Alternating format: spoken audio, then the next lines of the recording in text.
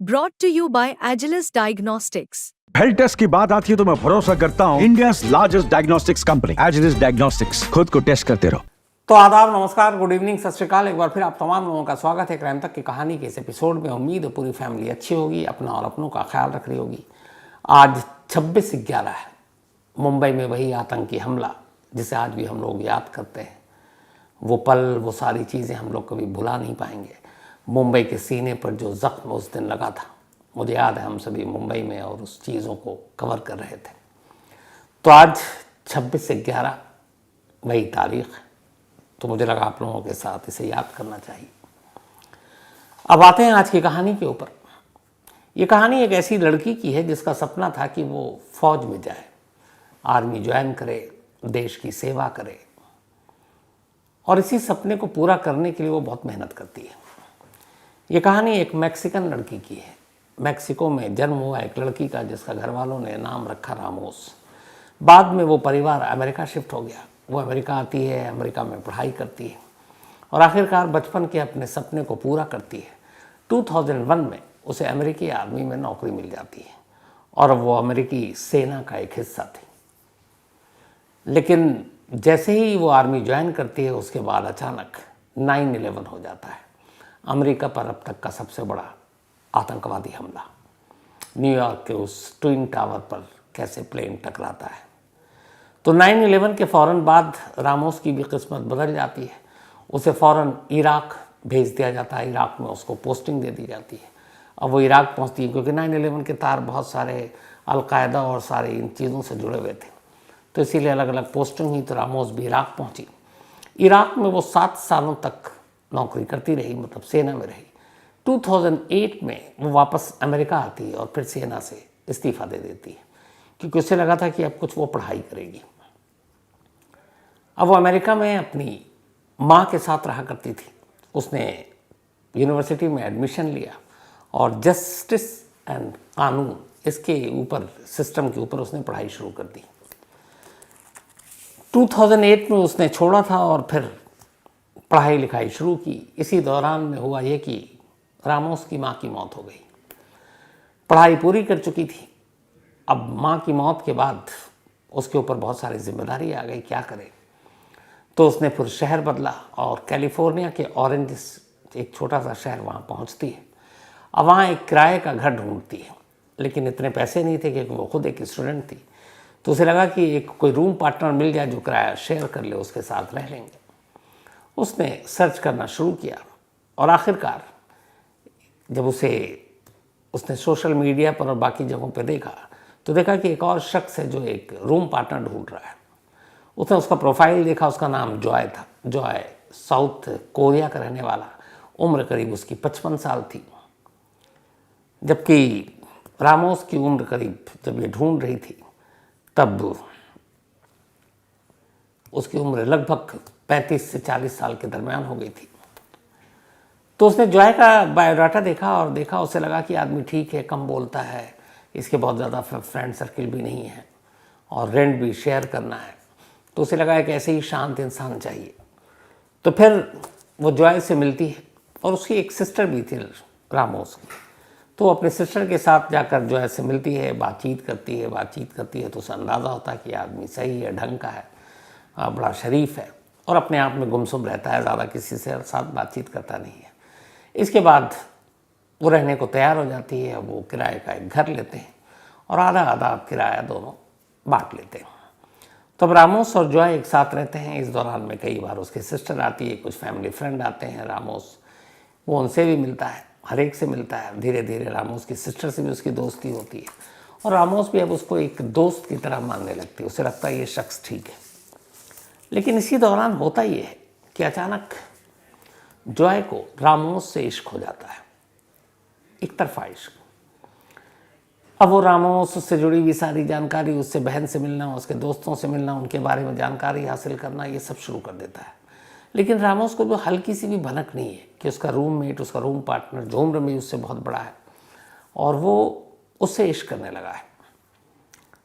अब जब उसने देखा रामोस किन लोगों से मिलती जुलती है, तब उसकी उम्र चूँकि 55 साल थी जॉय की, तो उसने रामोस को अपनी तरफ आकर्षित करने के लिए अब उसने टैटू हाथों पे बनवाना शुरू किया, उसने प्लास्टिक सर्जरी करानी शुरू कर दी।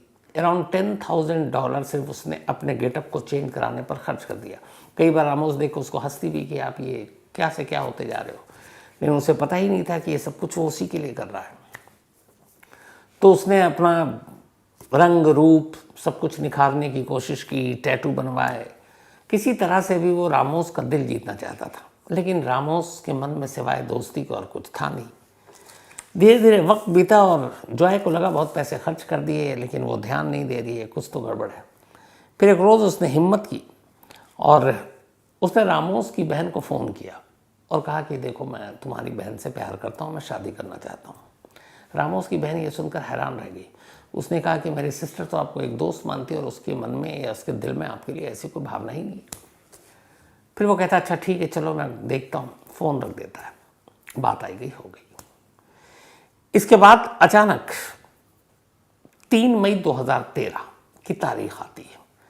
3 मई 2013 को अचानक जॉय रामोस की उसी सिस्टर को फ़ोन करता है, कहता है कि यार तुम्हारी सिस्टर जो है सुबह गई थी, अभी तक घर नहीं लौटी, वरना वो सेकंड हाफ में आ जाती है।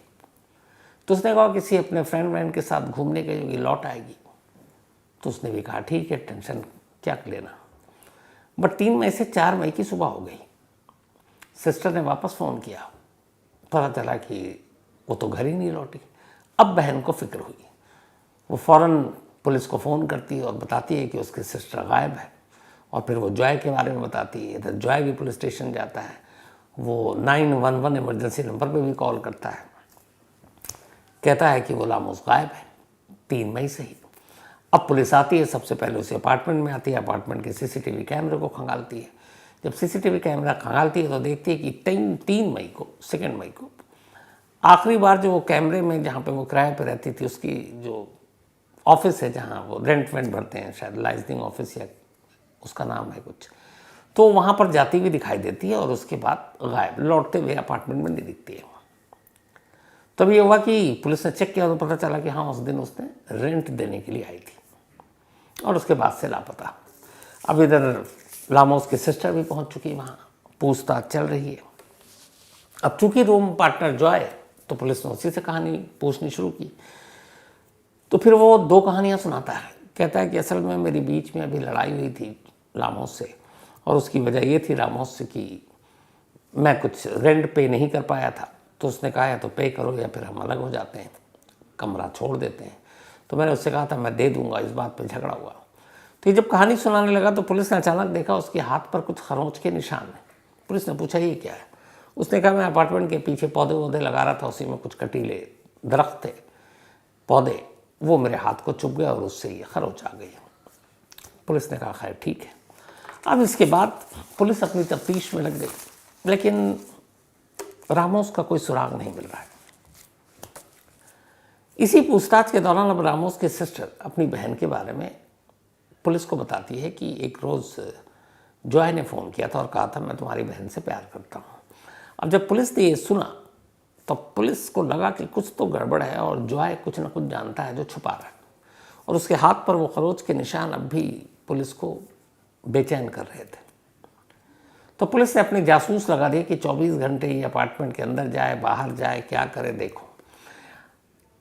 जब ये जासूसी शुरू हुई जॉय की, तो पुलिस ने नोटिस किया कि जब भी रामोस के अपार्टमेंट में पुलिस दाखिल होती है तो जॉय अपार्टमेंट से दूर बैठकर दूरबीन से पुलिस वालों पर नज़र रखे रहता है और देखता रहता है कि कौन कहाँ क्या कर रहा है। ये बात बड़ी अजीब लगी। अब पुलिस ने कहा चुपके से ज़रा इसके मोबाइल के कॉल डिटेल और बाकी इसके लैपटॉप, इन सबको खंगालना चाहिए। अब पुलिस ने जब उसके कॉल डिटेल को खंगाला उधर रामोस के, तो पता चला कि 12 दिन पहले रामोस ने 911 पर पुलिस को एक शिकायत की थी और कहा था कि ये झगड़ा कर रहा है और रेंट वेंट के चक्कर में, और मैंने कहा कि इसके साथ नहीं रहूँगी। अब 3 मई से 12 दिन पहले की ये कॉल, और कॉल चूँकि रिकॉर्डेड थी पुलिस के पास 911 में, तो पुलिस को लगा कुछ तो गड़बड़ है। अब पुलिस ने उसके सारे लैपटॉप वैपटॉप को खंगालने का फ़ैसला किया। जब खंगालने का फ़ैसला किया तो बड़ी अजीब 2 चीज़ें मिली। एक, पुलिस ने देखा इस दौरान में कि जब से ये गायब हुई रामोस, तो उसके बाकी परिवार दोस्त वाले भी आ गए थे। तो ये लोग उसके सही सलामत लौटने के लिए प्रेयर रखते थे। और ये उस दौरान में अचानक, जो कभी नहीं लिखता था लैपटॉप पर, वो रामोस के बारे में अच्छी अच्छी बातें लिख रहा है, प्रे कर रहा है गॉड से कि वो सही सलामत लौट आए, परेशान है, बहुत अच्छी इंसान थी। लेकिन जब रामोस के घर वाले प्रेयर कोई रखे तो उसमें एक में भी शामिल ना हो, वो जाता ही नहीं था। लेकिन सोशल मीडिया पे वो लिखता जा रहा है। तो पुलिस ने जब उसके अकाउंट्स को खंगालना शुरू किया लैपटॉप पे, तो पुलिस को दो चीज़ें दिखाई दी। एक जगह वो सर्च कर रहा था कि एक इंसान की लाश को सड़ने में कितने दिन लगते हैं। अब ये बात पुलिस को बड़ी अजीब लगी कि ये सर्च करने की मतलब कर रहा है कि एक इंसान की डेड बॉडी ख़राब होने में कितना वक्त लगता है। यहाँ से अब जॉय के ऊपर शक थोड़ा और गहराता गया। अब पुलिस उस पर नज़र रख रही है, लेकिन अभी तक कोई पुख्ता सबूत नहीं है, क्योंकि ये सबूत नहीं है कि कोई आदमी सर्च करे। बहुत सारी चीज़ें आदमी सर्च करता है, कैसे बॉम्ब बनाया जाता है, कैसे क्या होता है, तो ये पुख्ता सबूत तो था नहीं। अच्छा, अब अमेरिका में भी कई बार ऐसा होता है कि जहाँ पर पुलिस सिर्फ ये नहीं कि उठा के, क्योंकि वहाँ वकील, लॉ, ये सारी चीज़ें होती हैं, तो आपको सॉलिड प्रूफ चाहिए किसी के गिरबान पर हाथ डालने के लिए। तो अब सिर्फ ये कि एक आदमी की लाश, एक इंसान की लाश कितने दिन में ख़राब होती है, सड़ती है, एक डेड बॉडी, ये कोई प्रूफ नहीं था। अब पुलिस को और प्रूफ चाहिए। अब पुलिस लगी हुई है कि कोई गलती करे, लेकिन वो कोई गलती नहीं कर रहा है, पर लगातार पोस्ट किए जा रहा है और उसके पोस्ट पे लोगों के रिएक्शन आ रहे हैं। और लोगों की राय ये है कि जॉय कितना ज़्यादा रामोस को मानता था। उधर बहन भी ये मान रही है कि रामोस ने से प्यार के लिए उसने खुद इजहार किया था उससे फ़ोन पर। तो रामोस की बहन और फैमिली फ्रेंड को भी यही लग रहा है कि जॉय इस वक्त बहुत दुखी है, क्योंकि वो उससे प्यार करता था और ये बात रामोस को पता नहीं। लेकिन अचानक गायब होना, शक भी गहरा रहा था उस पर। अब ये सारी चीज़ें हो रही थी।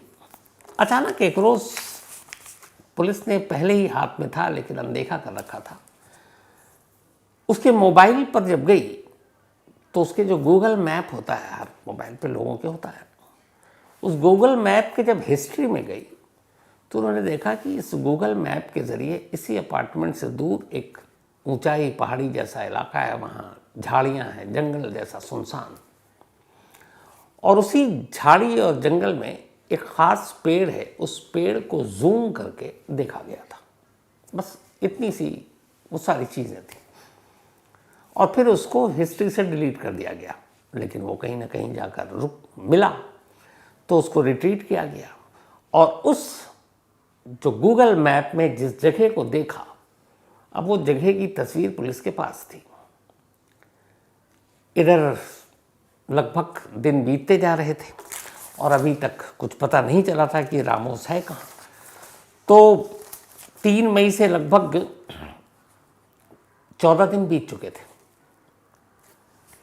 अब आ गई 17 मई की तारीख। रामोस का कोई सुराग नहीं, कुछ नहीं। अब एक पुलिस को मिलता है गूगल मैप, और उसमें एक पेड़, एक दरख्त, और उसको जूम करके देखा गया, और वो भी एक सामने दूर झाड़ी और पहाड़ी का इलाका वहाँ। अब पुलिस और डिटेक्टिव की टीम, एक पूरी टीम, बिना जॉय को कुछ बताए हुए उसी के मोबाइल के उसी गूगल मैप को जो उसने डिलीट किया उसको रिट्रीट करके उसकी हिस्ट्री निकाल कर उसी रास्ते पर चलती है। अब वो जो नक्शा दिखा रहा था वो बहुत सारे पेड़ हूबहू मिलते, लेकिन वहाँ कुछ नहीं मिलता। लेकिन धीरे धीरे जाकर जब उन्होंने देखा तो सेम एक उसी जगह की एक तस्वीर मिलती है। सेम वैसे ही फ्रेम दिखा उन्हें, वैसे ही पेड़, वैसे ही पत्ते, वैसे ही पीछे का सीन। जब वहाँ पहुँचे तो वहाँ पे तलाशी शुरू हुई। जब तलाशी शुरू हुई तो पुलिस को इंसान के अलग अलग टुकड़े वहाँ पर मिले। जब उन्हें समेटा गया तो पता चला ये कोई और नहीं है, ये वही रामोस है जो 3 मई को गायब हुई थी, और 17 मई को उसके टुकड़े वहाँ से समेटे जा रहे थे।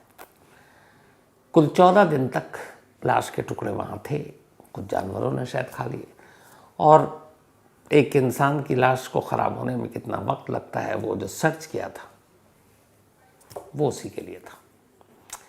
तो जब ये टुकड़े वहाँ से बरामद हुए, उसी के मोबाइल से वो लोकेशन मिला। अब एक पुख्ता सबूत जॉय के ख़िलाफ़ जा रहा था। फ़ौरन पुलिस आती है, जॉय को कस्टडी में लेती है और लेकर फिर उसे पुलिस स्टेशन ले जाती है। वहाँ उससे पूछताछ होती है। 17 मई 2013 को अरेस्ट हुआ था। लेकिन वहाँ पूछताछ के दौरान वो लगातार जो है कहता है कि मैं रामोस से प्यार तो करता था, लेकिन मैंने उसका कत्ल नहीं किया। अब यहाँ जब ये मामला कोर्ट में गया और पुलिस ने जो मामला लगाया उसके ऊपर, वो उसको लगाया था फर्स्ट डिग्री मर्डर केस। जैसे अपने होता है सीधे सीधे मर्डर केस, तो वहाँ फर्स्ट डिग्री होता है, फिर सेकंड डिग्री भी होता है, सेकंड डिग्री में कम सज़ा मिलती है। तो पुलिस के हिसाब से एक फर्स्ट डिग्री मर्डर केस था, क्योंकि इसमें सीधे सीधे रामोस का कत्ल जो है नहीं किया। लेकिन जब अदालत में ये केस पहुंचा तो अदालत के सामने दिक्कत ये थी कि दो चीज़ें थी। एक कि एक इंसान की डेड बॉडी ख़राब होने में कितना वक्त लगता है, दूसरा एक शख्स का मोबाइल और उस मोबाइल में एक जूम और एक पेड़ और एक तस्वीर गूगल की हिस्ट्री में, गूगल मैप में। इसके अलावा न रामोस को आखिरी बार किसी ने जॉय के साथ देखा, न रामोस को उस पहाड़ी की तरफ जाते या ले जाते किसी ने देखा, न जॉय को उधर जाते हुए किसी ने देखा। मतलब इन दो इलेक्ट्रॉनिक एविडेंस के अलावा और कोई एविडेंस था ही नहीं। ना ऐसे कोई मैसेज मिले, ना ऐसे कोई कॉल डिटेल मिले, ना खुद जॉय के लैपटॉप या मोबाइल से ऐसी कुछ चीज़ मिली कि वो मर्डर की प्लानिंग कर रहा है।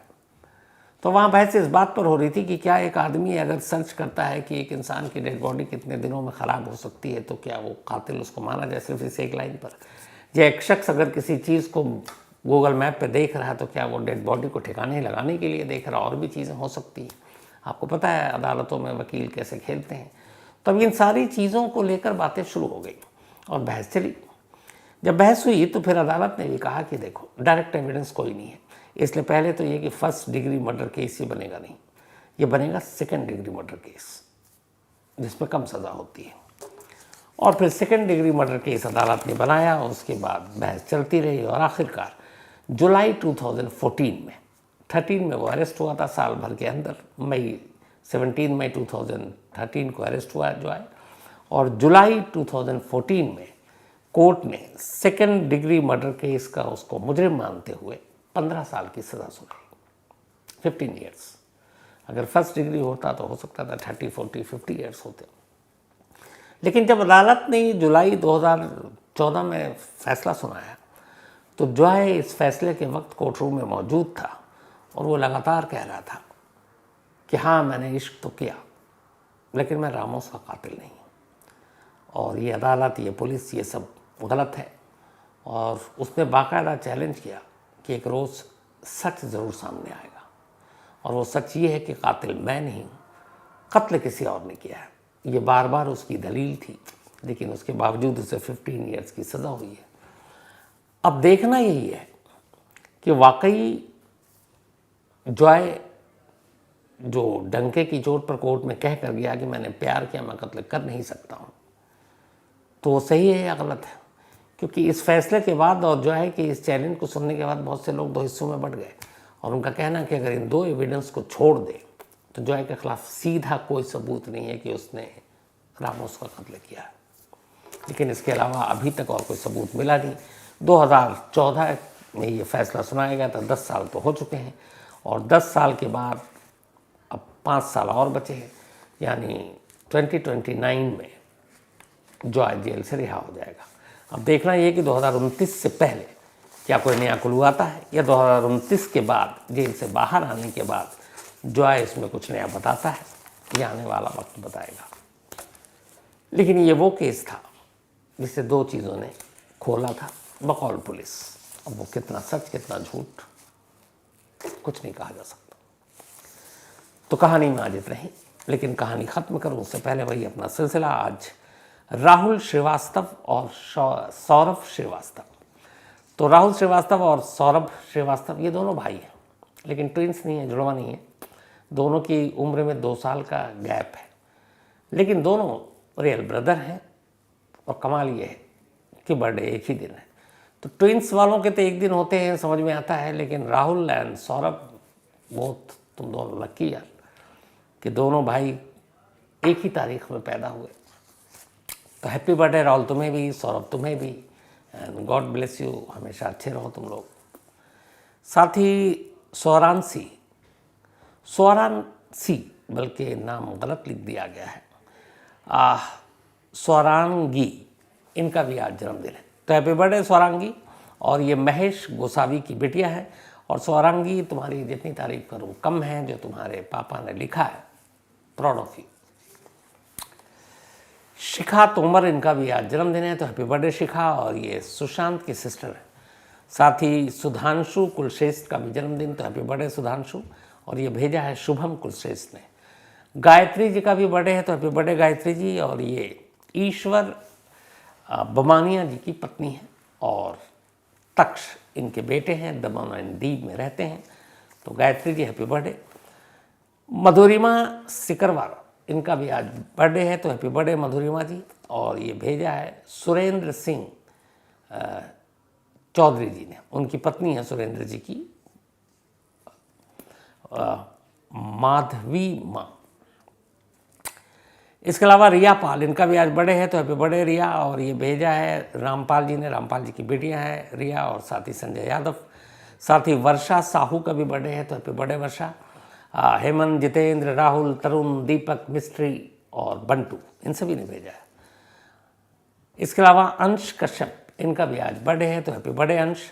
और ये भेजा है अश्विनी कुमार कश्यप ने, उनके बेटे हैं अंश।